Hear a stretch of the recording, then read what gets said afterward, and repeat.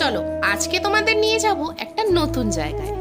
আমি, মা আর মোহর তিনজন তৈরি হয়ে চলে গেছিলাম মায়ের স্থানের দর্শন করতে। মায়ের স্থান কিন্তু অনেক মাস আগেই বানানো হয়েছে, কিন্তু আমি যেহেতু ছিলাম না সেই জন্য আমার কাছে নতুন, সেই জন্যই দেখতে চলে এসেছি। ঢুকেই দেখলাম বড় করে তুলসী মঞ্চ বানানো হয়েছে। সেটা দেখে আমরা জুতো ঠুতো খুলে প্রবেশদ্বারের বড় ঘন্টাটা বাজিয়ে ভেতরে ঢুকলাম। আর ভেতরে ঢুকেই দেখলাম খুব সুন্দর কীর্তন হচ্ছে ভেতরে।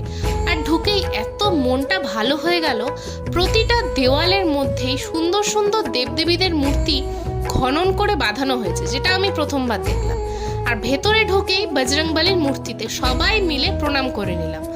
আর যেহেতু ছিল অম্বুবাচী, সেই জন্য মায়ের মূর্তি কিন্তু দর্শন করার কোনো নিয়ম ছিল না। সেই জন্য আমরা চলে গেলাম শিবলিঙ্গ দর্শন করতে। শিবলিঙ্গ দর্শন করে ঠোরে সমস্ত মন্দির ঘুরে আমরা বাড়ির উদ্দেশ্যে রওনা দিয়ে দিলাম।